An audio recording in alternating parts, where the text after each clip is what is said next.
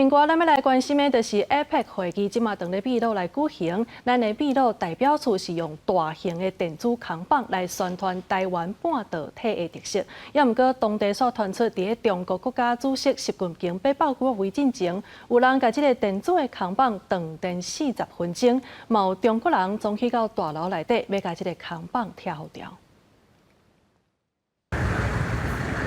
APEC 期间，咱自秘鲁代表处伫利马市交通要道刊登7个大型形象广告，强化台湾半导体优势特色。不过，秘鲁当地媒体报道，伫中国国家主席习近平10时到秘鲁进前，有中方人士甲位伫机场附近播送台湾广告电子看板，严格断电将近40分钟，甚至有挂喙暗后面的17名中国公民一度要进入刊登咱方广告的大楼，想要用暴力的手段甲伊拆掉。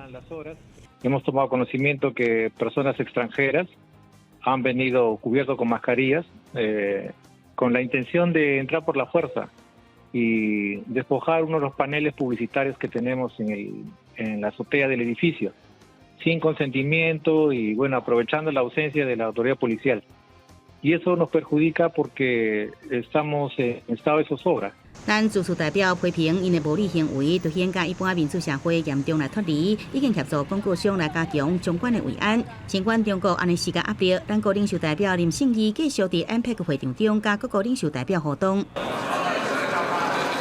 伫领袖甲贵宾非正式对话款节期间，林胜义甲美国总统拜登进行晤谈，加拿大总理杜鲁道也伫边仔听。林胜义除了甲拜登就台美议题进行交流，也感谢拜登过去4年促进台美关系贡献，更加邀请伊未来访问台湾，气氛真热烈。另外，伫暗时宴会时，林胜义甲泰国总理贝东丹开讲，拜登也伫边仔。原来林胜义的正评是新加坡总理黄顺才。公视新闻综合报道。